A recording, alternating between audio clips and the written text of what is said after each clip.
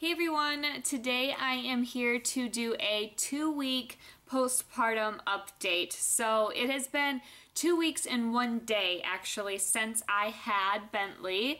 So I wanted to come on here and just kind of update you on how he's doing mainly. I will start to touch a little bit on me probably during just these first couple videos, but after a while I will have completely healed and nothing's really changing with me probably. So I'll stop updating you on me. Obviously it'll just be about baby.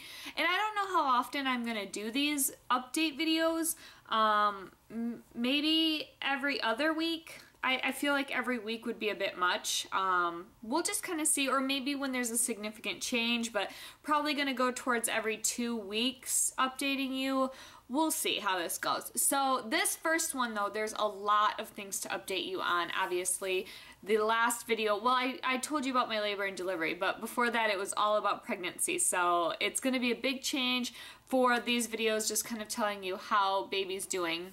So, okay, we had our 2-week postpartum visit yesterday. So the baby went in and saw the doctor and kind of got everything checked out, that sort of thing. So he was 8 pounds 6 ounces when he was born, and he was 20.5 inches long. So yesterday for his 2 weeks he is 8 pounds 13 ounces and he's 21.5 inches long. So he's gained an inch in length, and then he's gained, what would that be, 7 ounces, which is good. They want your baby to gain back their birth weight at 2 weeks because the baby will lose some of its birth weight. It will actually weigh less than how much it was when it was born after the first couple of days when it's first kind of learning to feed and starting to do that sort of thing. So I don't know how much he lost. It doesn't really matter. All that matters is at 2 weeks that he's gained it back. And he did, plus 7 ounces. So that's fine. Everything was looking good there.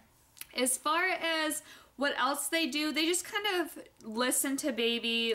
Everything checked out though. Nothing, they look in his eyes, make sure his eyes are kind of reacting, look in his ears, all that stuff. They also do the 2-week well baby or new baby. I don't remember what they called it, but it's like they do his blood and they can check it for different genetic disorders. They checked it when he was first born, like within the first 24 hours or exactly 24 hours after he was born, I believe is when they do it. And what they do is they poke the baby's heel and it bleeds, and then they put the, well, at this, I didn't watch it in the hospital because I stayed in my room and they brought him to the nursery. But at this one, I was there when it happened. We went to the lab to have it done. And they put the blood on like these paper dots. They had to fill the whole dot in with his blood. And there were like 5 of them. And it was hard for me to watch because he just cried when he was bleeding, especially when they poked him. He was completely fine and then he just started crying. And it was kind of hard for me to see him cry like that because he never cries like that right now. You know, he gets upset when he's hungry but doesn't cry like that. So they poked his heel and he did the blood tests, and I mean they got to send that in and stuff before they'd find out if anything's wrong from that. But that was really all that happens at my the doctor's appointment for him. So I have some notes that I wrote down so I wouldn't forget anything, but if I don't mention something that you're really curious about, just leave it in the comments below and I will try to let you know. So as far as like sleeping and being awake right now at 2 weeks, he obviously gets up a lot. You know, he doesn't sleep consistently like through the night or anything, or really for that long at all, because he has such a small stomach that he gets hungry. So I would say the most he's slept is 3 hours at a time, and usually that's during the night. During the day it's a little bit less than that, and I'll wake him up or he'll wake up to eat. But usually his first stretch at night will be 3 hours, and then he'll wake up and he'll want to eat, he'll go back to bed, and he'll sleep 2.5 hours or so. I haven't really quite had another 3-hour stretch. Maybe one night I did, but 2.5 to 3 hours, and then he'll wake up again to eat, and then he'll go back to sleep. Sometimes he's a little bit fussy that second time, especially because I change him as well when I wake him up, or when he wakes up to eat, I change him and then he goes to sleep. Sometimes he kind of thinks it's time to wake up though, but the best key to doing that is to keep everything really quiet and dark still, even when you're changing him, so he knows it's still bedtime. And usually that helps him to go back to sleep that third time, or it's the second time. So then he'll usually sleep for about another 2 hours, and then he'll wake up and pretty much be up for the morning. He'll eat, get changed, and he's pretty much alert. His eyes are wide open, and there's no going back to sleep after that. So usually that's around 7, maybe 8 a.m. by time he's ready to be up for the day. And he'll stay up for probably 2 or 3 hours in the morning. Some days it's like 3 hours, which I don't know why he wants to be awake that long, but usually about 2 hours. And then he'll go take a nap for the morning, and then he'll get up again every 2 to 3 hours throughout the entire day is just how it goes. And so he has that period in the morning where he's wide awake for a couple hours, and then he'll have another period in the afternoon where he's wide awake for an hour or two, and then at night before bed, I really encourage him to be up for an hour or two before bed, because then it'll help him sleep through the night. So it's pretty much the same schedule every day. It was really easy to get him on that schedule, to know nights from days, just keeping it dark and quiet at night, and then during the day not worrying about noise, not worrying about having the shades open on the windows, or having music going, or people talking, or the TV on.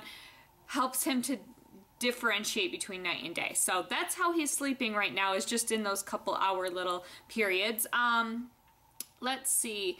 And then I do want to touch on how I feed him. I may make a whole video. Let me know below if you'd be interested in that. But I started breastfeeding. I wanted to breastfeed, and we just had problems with him latching. So I pump now, exclusively pump. We tried the breast thing for a couple days, well, up to like a week, I believe, is when we were really still just trying to get this down. But he had to use a shield, a nipple shield, in order to latch appropriately and to get milk, because he was tongue-tied. The little frenulum underneath your tongue, his was kind of like they snipped it, which is a very easy procedure. Like I said, if you want a whole video on just breastfeeding and the problems and things that I've encountered with that, let me know. So he just wasn't latching, so in the end we decided to exclusively pump and feed him my breast milk in a bottle. And it works fine. I feel okay with it now. It was hard at first, but I'm still giving him my breast milk, so that's fine.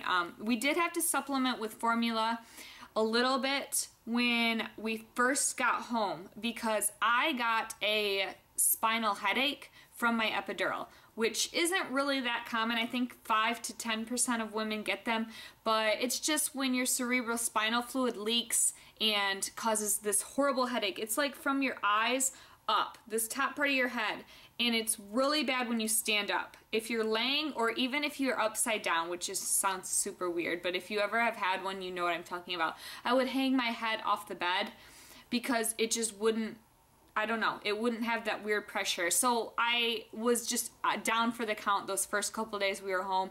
I finally went to the hospital and had a blood patch done to fix it, and it went away instantly. Once that leak is solved with your blood, they patch it and it clots and there's no leak anymore.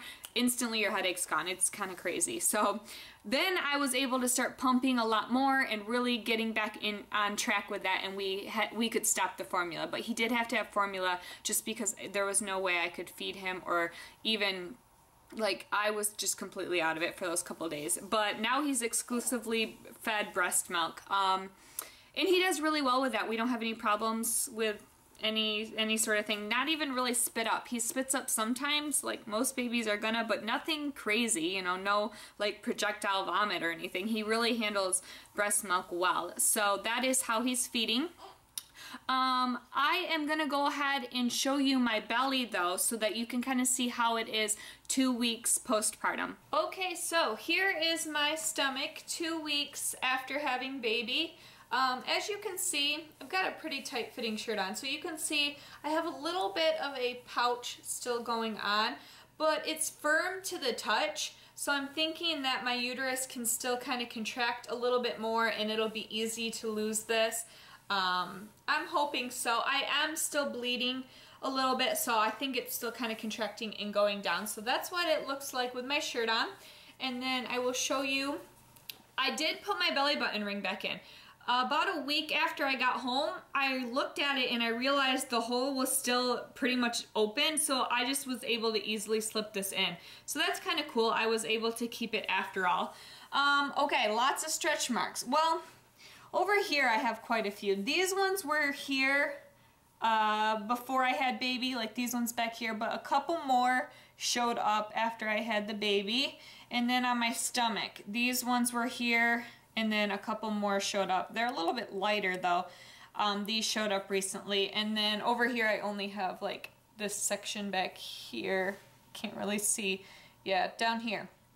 So, you know, I got some stretch marks, but I've been applying the Palmer's tummy butter still morning and night until I lose a little bit more of this tummy. I want to keep applying that to try to avoid any more. And then I will start to use a stretch mark cream. And I'll probably tell you more about that as I use it and see if it does help to get the scars that I do have to fade. So that is my tummy 2 weeks after having baby. Okay, so as you can see, I have changed quite a bit tummy-wise since I was pregnant, obviously. So I've got some weight still to lose, definitely. You know, I don't want to lose it too quickly. I am breastfeeding, like I said, so making sure I keep my calorie count up is very important in eating healthy. Obviously, right now I'm not about to do this extreme diet or anything to lose weight.